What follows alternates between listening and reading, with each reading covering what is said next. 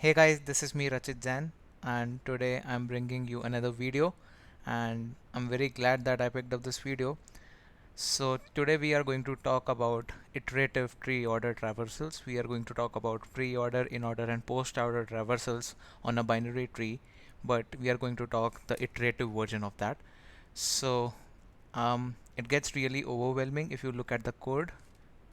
So if you talk about iterative uh, order traversals, uh, they have a bunch of rules for each type of traversal. So for post order traversal, as you can see, they say to create an empty stack, do following while root is not null, push root's right child and then root to stack, set root as root's left child, pop an item if popped item has right child.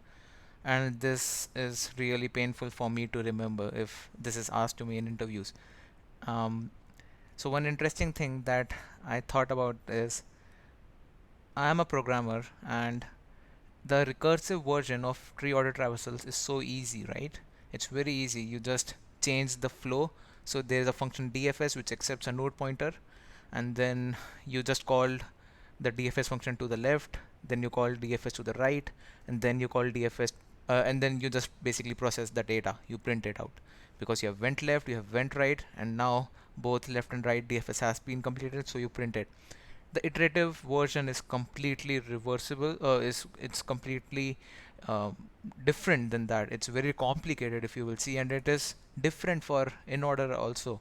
The rules are completely different, and I really didn't like this to remember all this stuff. So I thought of how we can do this iteratively and still it make this code really very easy. So this might piss off the interviewer if they ask you this question, but I have a solution which is iterative and it works like a charm for all three. It's very easy, it's super easy, and it's basically using stacks only. So let's get into that. All right. So give me a sec. Let me just pop this out in a bigger window. Yeah, here we are. So let's say we have this binary search tree. It can work on binary tree also, but I have taken a BST so that the in order traversal is always, in ascending order, so we can verify whether our code is working or not. Anyways, so this is a BST that we are given, and the in order traversal is pretty much obvious. It's ascending order, it's in ascending order, so it's 1 2 3 5 7 8 10 12. But let's talk about post order. All right, so in post order we know that we first go left. We come here, we go left, we go left, we go left, there is nothing. We go right, there is nothing, so we print it out. So post order is first go left, then go right, and then print the data or process your data. Alright, so we print 1. Now we come back over here, we go right, there is nothing, we print it out. It's 2. We go right, so again LRD, we print 5. So L and R is done. We do D, which is 3. Now we go R, we go left, left, right, and D, 8. Now we will go R, LRD, 12, then 10, and then finally 7. Alright, so this is the sequence, which is 1 2 5 3 8 12 10 and 7. Alright, and now let's see if we can do this iteratively. I'm really excited. So this code, oh my god, this really sucks, man. This is good, but I'm really glad that I was able to find out a better version of that. So um, what we have over here,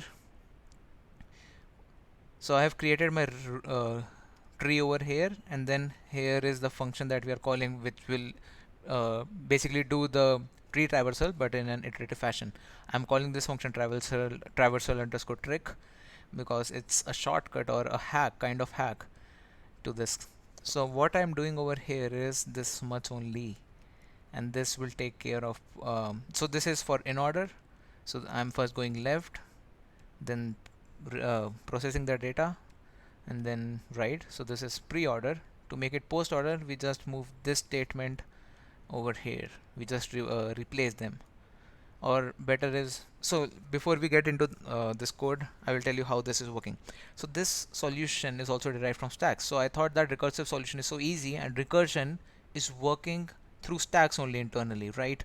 So I thought of deriving how stacks work internally and just use that implementation over here. So essentially, when you are doing a post order traversal, and I want to go back, uh, yeah, so when essentially you are doing a post order traversal, what do you do, right? Give me a sec, please. So when you're doing a post order traversal, you first do a DFS on the left, then you do DFS on the right, and then you print your data. Okay, and this is when you are doing DFS for node. These are the three steps that you do. And how recursion works. So node is there in the stack, right? Node is there in the stack. Then when you're doing DFS left, left is pushed to the stack. Then you will go inside that. Then left of df, so left is then pushed to stack. And then finally, when this and this is completed, node is popped out. So after some time, this will be popped, this will be popped, right? But then when you are at this step, this will be popped down, and the stack will look something like this. And then when you will do DFS right, right is pushed to stack, and then you go inside it, and then you keep on going inside it, and the stack gets growing. And as soon as you come out of this, this will also get popped, right? And then when you do the printing of your data for node, the node will also get popped out, and the stack will be empty. So this is how recursion works. When you are at some parameter, when you are calling DFS node, node is pushed to stack, and node will be popped only when that function returns. So when you did DFS node, node is pushed to stack. All right. Then you call DFS left, then left is pushed to stack. Okay.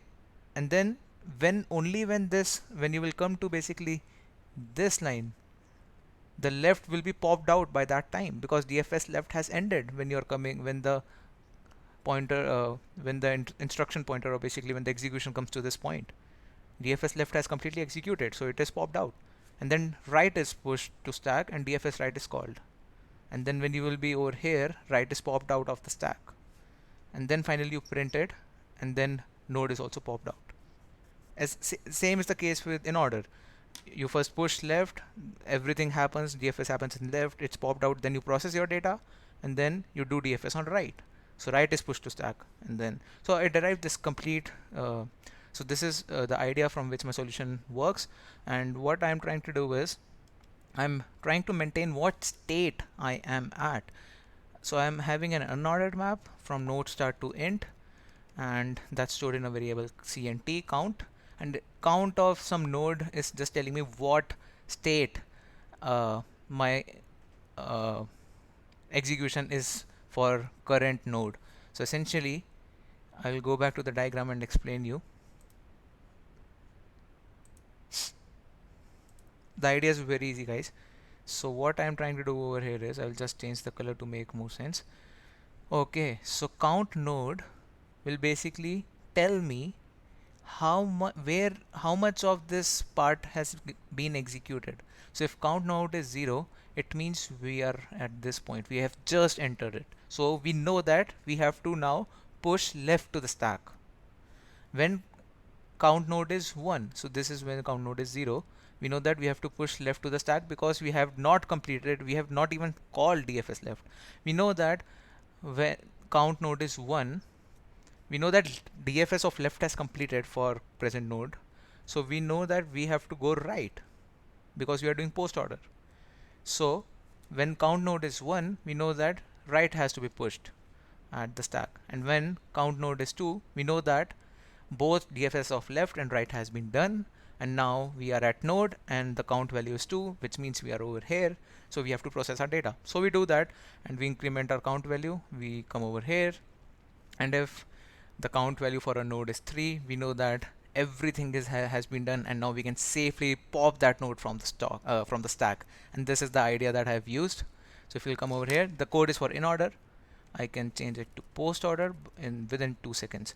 So what I do is I essentially push my root to the stack, and while not stack is empty, I see what my current top of the stack element is.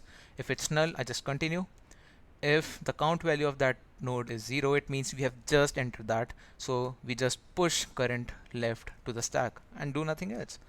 Or if count of cur is 1, we know that the left has ended, the left DFS has been over, so this was for InOrder, this code was written for InOrder, but we can replace this. We can make this s dot push cur right, because the 0th step has been done, which is left has been completely devastated. We have done the DFS for that, and now count cur is 1. We know that for the current node, what is the state, how much uh, how much of the execution has been done.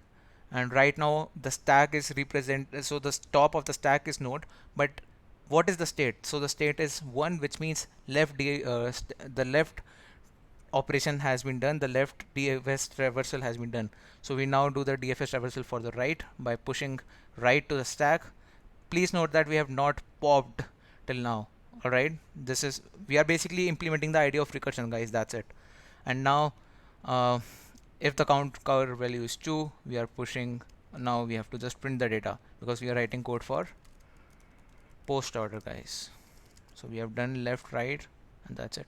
And if else means if neither of 0, 1, 2 are the values of count cur, we have done the execution for the current node. It's safe to remove that from the stack. And then finally we just implement the current state that we are at. So when it was entering, the count value was 0. We pushed left to the stack, nothing this got implemented, and then we just implemented the state value, so that later on when stack push pop operations are happening, but later on when the current node we want to examine that, we can use count cur to find out where did we last leave that node. That's it, guys.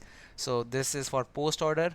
And if you want to write for in order, we know that in the first step we have to print the value, and in the second step we have to push to the right.